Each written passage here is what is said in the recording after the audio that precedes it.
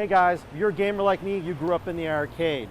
I'm here at 83 Bar-cade. We're talking about a full functioning bar, full 80s arcade machines. Let's go take a look.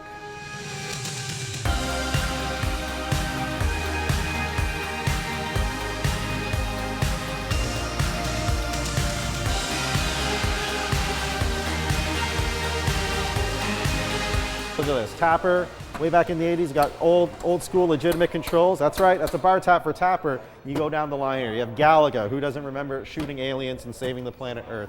All the classics really. Defender, more Galaga, Space Invaders, Miss Pac-Man, Arkanoid. Again, look at these machines, legit old school controls.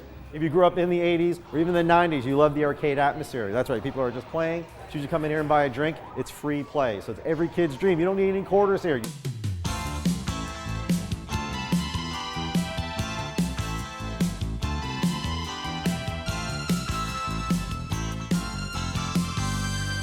This is my game right here, right? Street Fighter. Now, this is an older one. This is Street Fighter 2.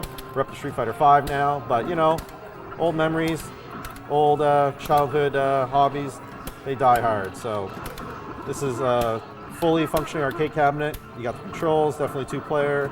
Buttons are nice and responsive, which is always an important thing. You know, you're afraid if it's an old arcade machine, it's not going to work right. But I just won. I mean, this is what we grew up on. I mean, yeah, we're consoles now.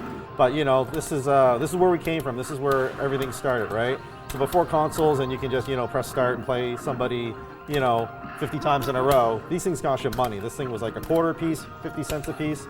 You really had to win. You had to play hard. You had to learn on your feet. And so there's a whole arcade culture, a sense of camaraderie, a sense of family that you can't get when you're just playing at home. All right, I just lost, so I think the game's rigged. Anyways, let's go way back.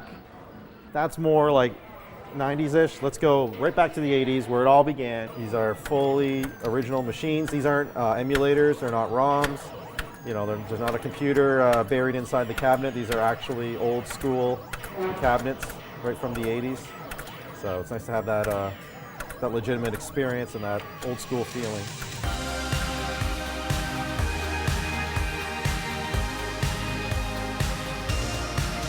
Check this out, old Atari system.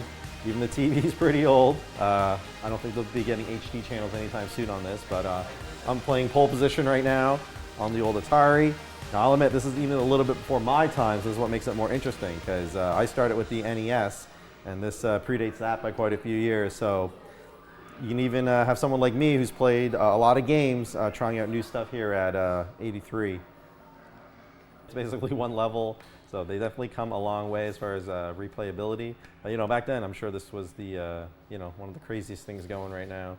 You got to start somewhere. All right, guys, so the name of the place is 83 Bar-cade. We've seen the arcade part, now we're at the bar. So over here, you have all your drinks, definitely an important thing.